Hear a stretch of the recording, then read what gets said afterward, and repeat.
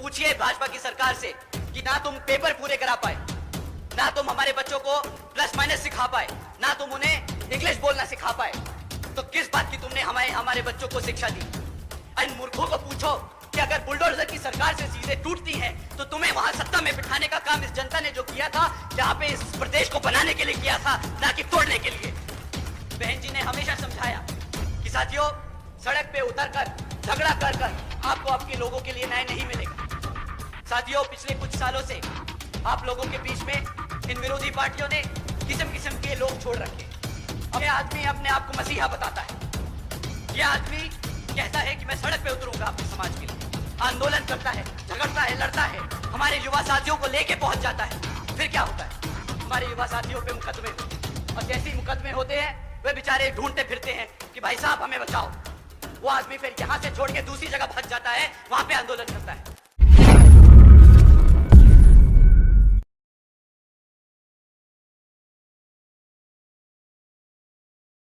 साथियों, पिछले कुछ हफ्तों से इलेक्टोरल बॉन्ड्स के बारे में न्यूज चल रही है। क्या आप लोगों ने इलेक्टोरल बॉन्ड्स के बारे में खबर सुनी? आप लोगों ने खबर सुनी? अगर जिसने नहीं सुनी, आज मैं कुछ इंपॉर्टेंट पॉइंट्स उसके बारे में आपके सामने रखता हूं। ये हमारे किताब के जो अफवाह फैलाने वाले विपक्षी लोग हैं उनके लिए। साथियों, पिछले 6 साल में 25 राजनीतिक दलों ने तकरीबन 16,500 करोड़ रुपए बड़े बड़े धरना सेठों की कंपनियों से इलेक्टोरल बॉन्ड यानी चंदे के रूप में लिया। साथियों, इन 25 राजनीतिक दलों में बीजेपी से लेकर समाजवादी पार्टी तक सबका नाम है, सिवाय एक के। क्या आप जानते हैं किस पार्टी का नाम इलेक्टोरल बॉन्ड्स के चिट्ठे में नहीं आया? साथियों, आपकी बीएसपी सही कहा। एक बार जोर से बोलिए कि कार्यकर्ता यहां पर अपने तन मन और धन से इस पार्टी को चलाता है, ना कि किसी धरना सेठ के पैसों से। बीएसपी केवल यहां उत्तर प्रदेश में ही नहीं बल्कि पूरे देश में बड़े बड़े पूंजीपतियों व धरना सेठों के धन बल से नहीं बल्कि अपने समर्थकों, कार्यकर्ताओं के तन मन धन से हमेशा से अपने चुनाव लड़ते आई है और आगे भी अपने कार्यकर्ताओं के समर्थनों के धन से ही अपना चुनाव लड़ती आएगी।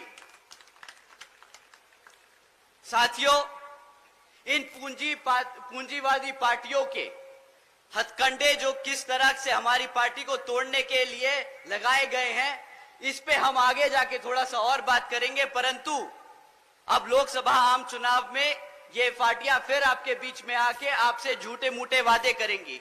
झूठे मूठे क्या, मीठे मीठे वादे करेंगी। आपको बताएंगी कि किस तरह वो आपके लिए सीटें आरक्षित करेंगी, किस तरह आपको मुफ्त में राशन देगी। परंतु इस बारी पहले आप उनसे पूछिएगा कि भाई जब पिछले 10 साल से तुम सत्ता में आसीन हो तो उसका जरा रिपोर्ट कार्ड हमें दे दो, उसके बाद हम तुम्हें बताएंगे कि वोट देना है कि नहीं। और इस बारी मैं कुछ मुद्दे आपके बीच में छोड़ के जा रहा हूं जो आप उनसे पूछ सकते हैं। साथियों, पिछले 10 साल से भाजपा केंद्र की सरकार में आसीन है और उनसे आप सिर्फ 3 मुद्दों पे बात कीजिएगा कि भाई तुमने हमारे बच्चों की शिक्षा के लिए क्या किया, उन्होंने हमारे युवा साथियों के रोजगार के लिए क्या किया और हमारे बड़े बुजुर्गों की सुरक्षा के लिए क्या किया। साथियों, मैं ये कुछ पॉइंट्स आप पे छोड़ के जा रहा हूं जो आप उनसे जरूर सवाल कीजिएगा। साथियों, शिक्षा के मामले में बीजेपी की सरकार के नाम क्या क्रेडिट आता है? हर दूसरे तीसरे महीने पेपर लीक की खबरें आती हैं। ये है इनकी शिक्षा। पिछले ही कुछ महीनों में उत्तर प्रदेश में भाजपा की सरकार में कुछ पुलिस कांस्टेबल की पोस्ट के लिए एक एंट्रेंस एग्जाम रखा। करीब 60,000 बच्चों ने, हमारे युवा साथियों ने उसके लिए अप्लाई किया, इस उम्मीद से कि उनका बेचारों का सिलेक्शन हो जाएगा, कि वो भी अपने घर में अपने माँ बापों के लिए एक मजबूत पिलर की तरह खड़े होंगे, उन्हें फाइनेंशियली सपोर्ट करेंगे। परंतु क्या होता है? कुछ दिनों बाद पता चलता है कि जी पेपर लीक हो गया और वो पेपर रद्द कर दिया गया, ना वो पोस्ट कभी भरी गई। साथियों, आज बीजेपी की सरकार के दौरान पिछले 10 साल से पढ़ाई शिक्षा के मामले में इतना दर गिर चुका है कि आज अगर आप 8वीं कक्षा के बच्चे से पूछे कि भाई तुम प्लस माइनस डिवीजन मल्टीप्लिकेशन कर सकते हो क्या, सरकार का सर्वे है साथियों, सरकार का सर्वे है कि आज भी 8वीं कक्षा के बच्चे, आधे बच्चे ये प्लस माइनस तक नहीं कर सकते। किस बात की शिक्षा दी है उन्होंने पिछले 10 साल में? साथियों, अगर आप बोलते हैं कि इंडिया को आप वर्ल्ड में सबसे बड़ी इकोनॉमी बनाने जा रहे हैं, तो उसकी सबसे बेस फाउंडेशन एजुकेशन होती है, हमारी शिक्षा होती है। और आप अगर भारत से अमेरिका में काम लोगे, अगर आप भारत से चाइना में काम लोगे, अगर आप भारत से यूरोप से काम लोगे, तो आपकी बेसिक एजुकेशन क्या है कि आपको अंग्रेजी बोलनी आनी चाहिए? भाई आप उनसे हिंदी में तो बात नहीं करेंगे ना, आपके बच्चे अंग्रेजी में ही उनसे बात कर पाएंगे। परंतु भाजपा की पिछले 10 साल की सरकार में शिक्षा का इतना बुरा हाल हो चुका है कि आज हमारे बच्चे अंग्रेजी का एक सेंटेंस नहीं बोल पाते। और ये मैं अपने मन से नहीं, सरकार के सर्वे और डेटा रिकॉर्ड से बोल रहा हूं। तो पूछिए भाजपा की सरकार से कि ना तुम पेपर पूरे करा पाए, ना तुम हमारे बच्चों को प्लस माइनस सिखा पाए, ना तुम उन्हें इंग्लिश बोलना सिखा पाए, तो किस बात की तुमने हमारे बच्चों को शिक्षा दी? उन्होंने आपके साथ, आपके भविष्य के साथ खिलवाड़ किया है साथियों। ये बात शिक्षा के साथ साथ आपके भविष्य का है। तो आप एक बार जरूर उनसे पूछिएगा कि भाई साहब, पिछले 10 साल में आप ना ही साका खाली सेंटर में नहीं, यहां उत्तर प्रदेश की राज्य सरकार में भी आसीन है और आपके हालात कहीं पे भी सुधरे नहीं। तो इस बारी किस मुंह और हक से आप हमसे वोट मांगने आए हैं? साथियों, वैसे तो केंद्र की सरकार डिजिटल इंडिया के नाम पे बहुत ढिंडोरा पीटती है, जहां जाती है वहां बताती है कि डिजिटल इंडिया ये, डिजिटल इंडिया वो, भारत यहां जा रहा है, भारत वहां जा रहा है। पर हकीकत तो ये है साथियों कि आज 65% से ज्यादा स्कूलों में आज एक कंप्यूटर तक नहीं है। आप बोलते हैं कि हम डिजिटल इंडिया बनाएंगे, हम बच्चों को एआई के बारे में सिखाएंगे, हम उन्हें सॉफ्टवेयर डेवलपर्स बनाएंगे। कैसे बनाएंगे? आप सरकारी स्कूलों में एक कंप्यूटर नहीं दे सकते। 35% से ज्यादा, 35% से कम स्कूलों में आज भी इंटरनेट कनेक्शन नहीं है। साथियों, ये जो आपको एक दुनिया में वर्ल्ड इकोनॉमी का सपना दिखाते हैं, वो सिर्फ और सिर्फ झूठे वादे हैं। वे पिछले 25 सालों से झूठा वादा दिखाते आए हैं, पहले गुजरात में और अब पूरे भारत में। और आज इसका नुकसान आप लोग नहीं, आपके भविष्य में बच्चे पे चुकाएंगे। साथियों, समय आ गया है उनसे सही सवाल करने का और सही जगह वोट डालने का। साथियों, जो बच्चे किसी तरह ग्रेजुएशन तक पहुंच गए, क्योंकि सरकारी स्कूल से निकल के पढ़ने में तो बहुत तकलीफ, कोई बच्चा अगर प्राइवेट स्कूल से निकल जाए, ग्रेजुएशन कर ले, पीएचडी कर ले, तो उसके लिए अब रोजगार के मौके नहीं। कैसे नहीं? साथियों, बीजेपी की सरकार के दौरान आज 3 में से 1 ग्रेजुएट बेरोजगार घूम रहा है।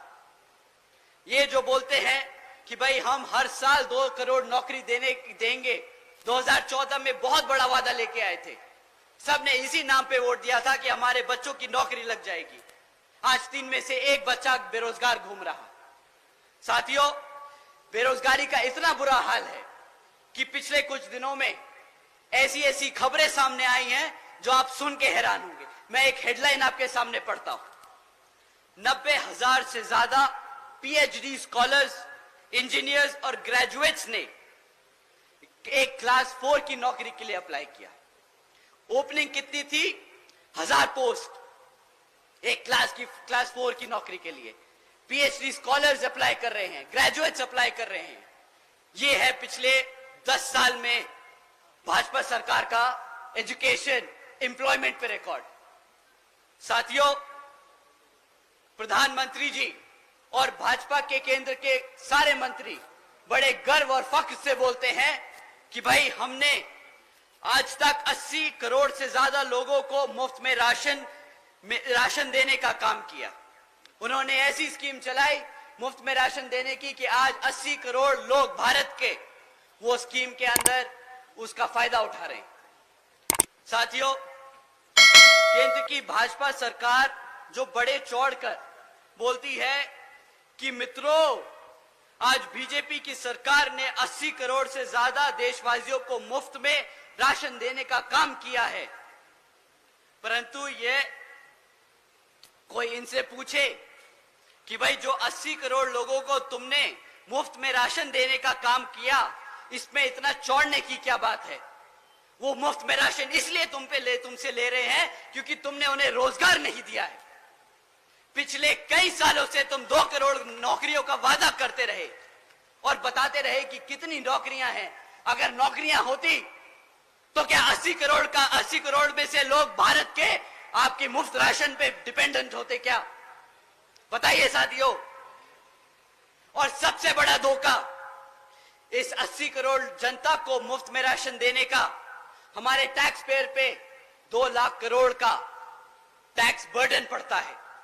ये खर्चा आपके टैक्स के पैसे से दिया जाता है। अब एक बात सोचिए, 2 लाख रुपए ये केंद्र की सरकार 2,500 रुपए 3,000 रुपए महीना राशन देने में खर्चती है। अगर ये आपको 20,000 रुपए की बेस नौकरी दे देती तो आज भारत की तरक्की 2 लाख के खर्चे से नहीं 20 लाख करोड़ के फायदे से होती।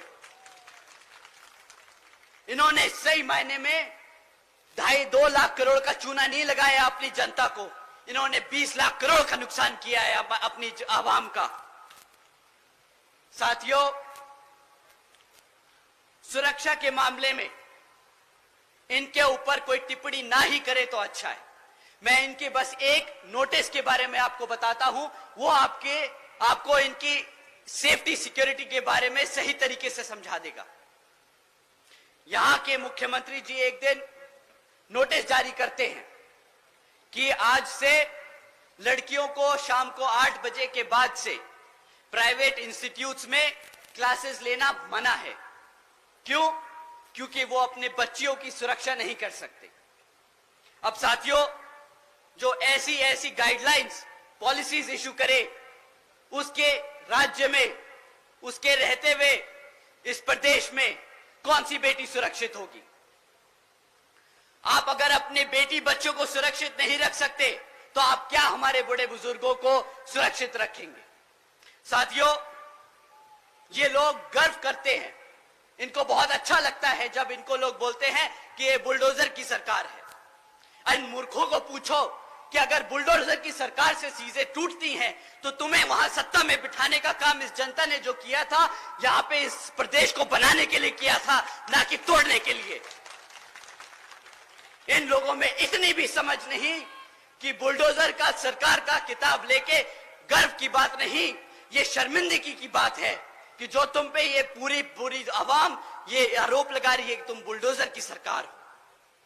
साथियों, इनकी फाइनेंशियल विजडम, इनकी अंडरस्टैंडिंग ऑफ फाइनेंशियल नॉलेज, ये कितने अच्छे हैं भारत के व्यापार में, ये मैं आपको एक और स्टेटस, एक फैक्ट के बारे में एक फैक्ट बताता हूं और उससे ज्यादा मैं उस पर कुछ नहीं कहूंगा।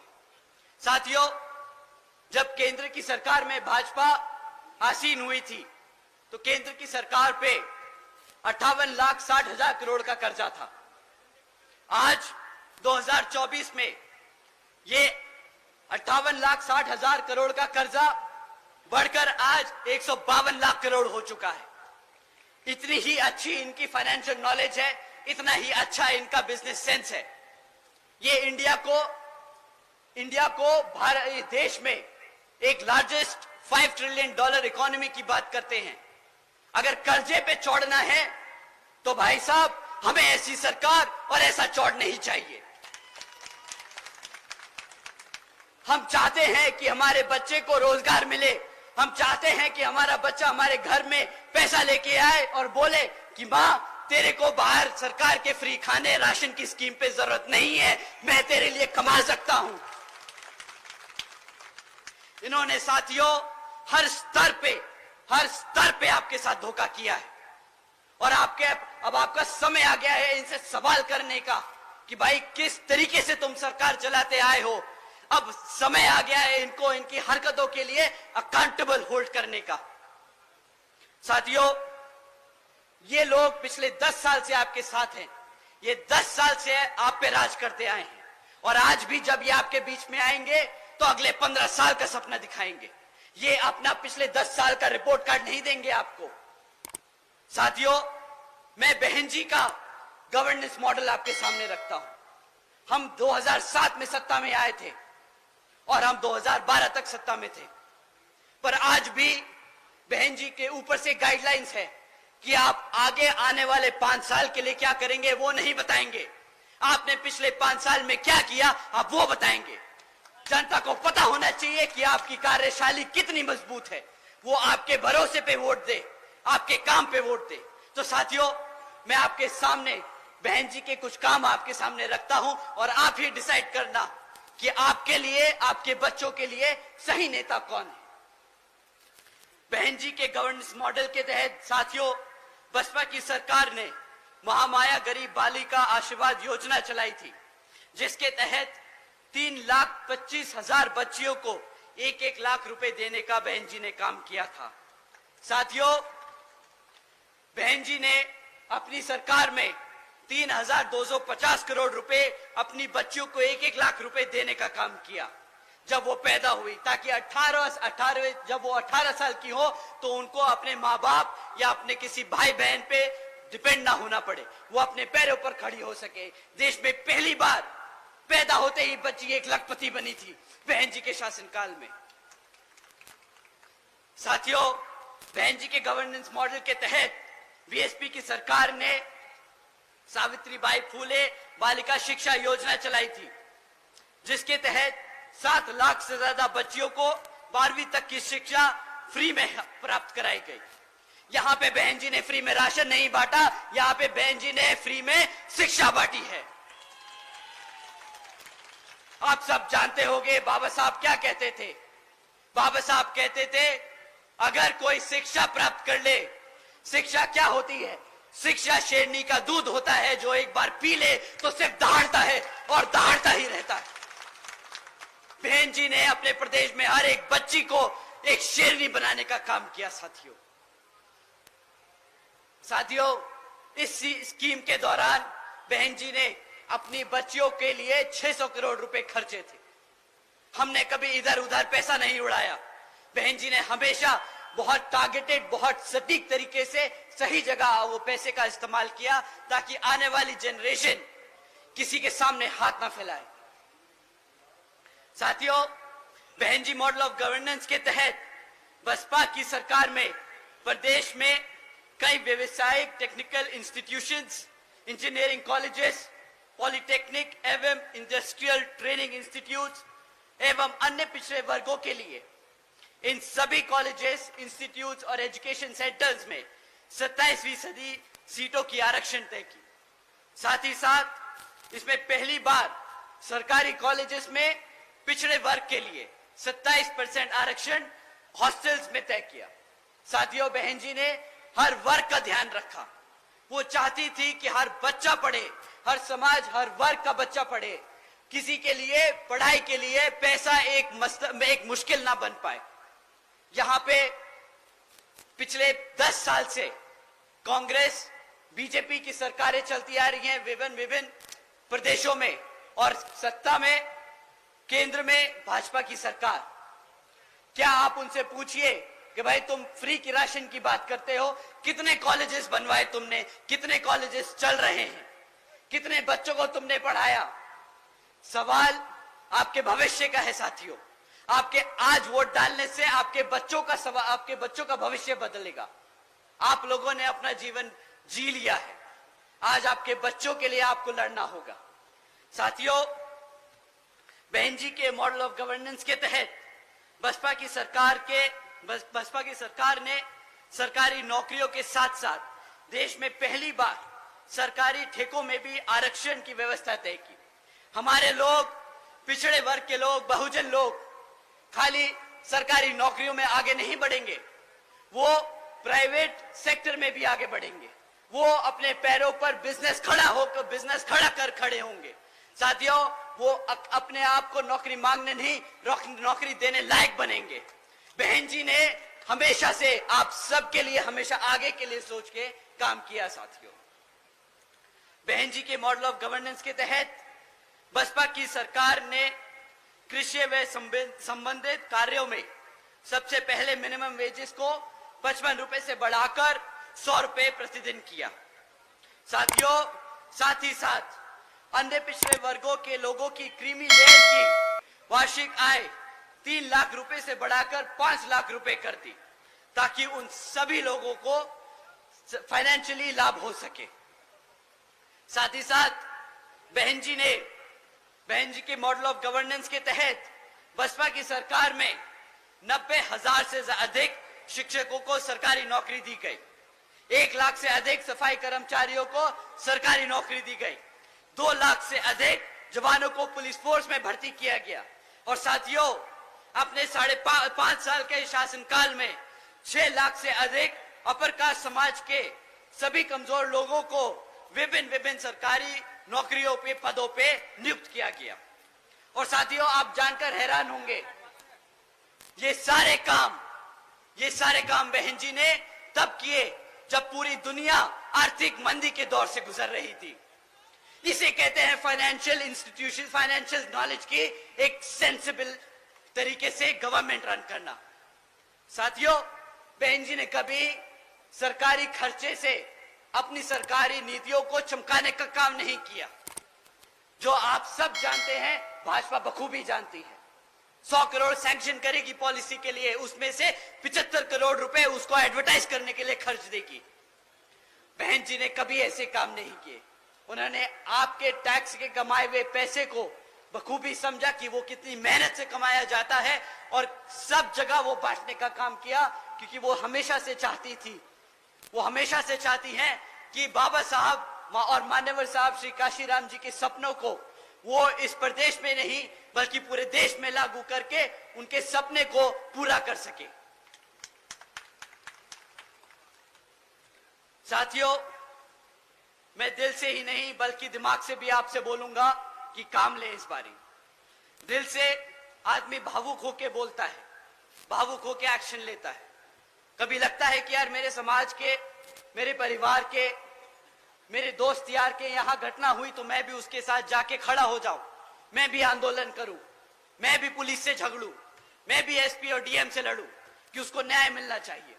साथियों, ये भी तरीका होता है, बट ये कभी बीएसपी का तरीका नहीं रहा। कभी भी बीएसपी के लोग सड़क पे उतरकर किसी से लड़ाई झगड़ा नहीं करे। हमारे लोगों ने हमेशा सूझबूझ और दिमाग से काम लिया। बहन जी ने हमेशा समझाया कि साथियों, सड़क पे उतरकर झगड़ा कर आपको आपके लोगों के लिए न्याय नहीं मिलेगा। आपको अपने समाज के लोगों के बारे में और अपने समाज को जागरूक करके वोट डाल के अपने लोगों को तख्ता में बिठाकर उन लोगों के लिए न्याय मिलेगा। साथियों, पिछले कुछ सालों से आप लोगों के बीच में इन विरोधी पार्टियों ने किस्म किस्म के लोग छोड़ रखे। अब नाम लेके उनको बताना क्या, उनको हवा देने की कोई जरूरत नहीं, पर वो आप लोगों को कुछ इस तरीके से भटका रहे हैं, वो मैं काम आपके सामने रख देता हूं और आपको बोलता हूं कि आपसे विनती करता हूं कि उनके चक्करों में ना पड़े, क्योंकि एक बार आप उनके चक्करों में फंस गए तो फिर वहां से निकालना बहुत मुश्किल होगा। साथियों, ये आदमी अपने आप को मसीहा बताता है। ये आदमी कहता है कि मैं सड़क पे उतरूंगा अपने समाज के लिए, आंदोलन करता है, झगड़ता है, लड़ता है, हमारे युवा साथियों को लेके पहुंच जाता है। फिर क्या होता है, हमारे युवा साथियों पे मुकदमे होते हैं, और जैसे ही मुकदमे होते हैं वे बेचारे ढूंढते फिरते हैं कि भाई साहब हमें बचाओ। वो आदमी फिर यहां से छोड़ के दूसरी जगह भाग जाता है, वहां पे आंदोलन करता है, और इस कारवां में हमारे सभी युवा साथियों पे मुकदमे दर्ज कराता जा रहा है।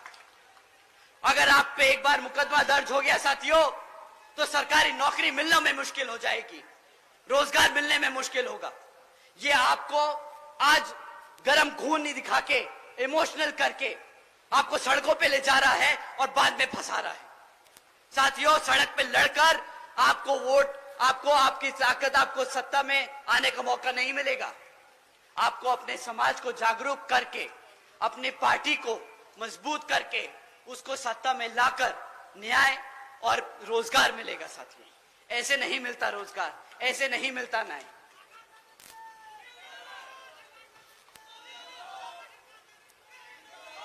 साथियों, अभी पिछले कुछ दिनों में इस व्यक्ति ने अपनी पूरी जी जान लगा दी कि वो इंडिया अलायंस में घुस जाए। किसी तरह अगर इंडिया अलायंस में घुस गए तो भाई अपनी एक सीट निकाल लेंगे। बेचारा घबराता है कि अपने आप लड़ना पड़ जाए तो जमानत जब्त हो जाएगी। परंतु साथियों, बेचारे की किस्मत इतनी खराब कि इंडिया अलायंस में होके भी बेचारा बेघर घूम रहा है। पूछ रहा है कि साला कोई एक सीट तो दे दे भाई। अब अपनी खुद की पार्टी से लड़ना पड़ रहा है। भाई साहब, आजकल जीतने के लिए क्या क्या नहीं कह रहे कि भाई बसपा का प्रत्याशी बहुत कमजोर है, वो लड़ नहीं पाएगा। हमारे प्रत्याशी जी से मैं एक बार रिक्वेस्ट करूंगा कि जरा सामने आए। आइए आप सर। अब बताइए साथियों, अगर हमारे प्रत्याशी आपको कमजोर लग रहे हैं, अगर आपको हमारे प्रत्याशी किसी भी तौर तरीके से लग रहे हैं कि वो आपके बीच में खड़े होकर आपके हकों के लिए नहीं लड़ सकते, तो साथियों आप यहां पे अपने हाथ ना उठाएं। परंतु अगर आपको लगता है कि हमारे प्रत्याशी उतने ही मजबूत है जितना हमारा कैडर, उतने ही मजबूत है जितने हमारे कार्यकर्ता, तो आप सब अपने हाथ उठाएं और बताएं कि यहाँ पे सामने वाले की जमानत जब्त होने वाली है और यही प्रत्याशी उसको वो मुंहतोड़ जवाब देने वाले हैं।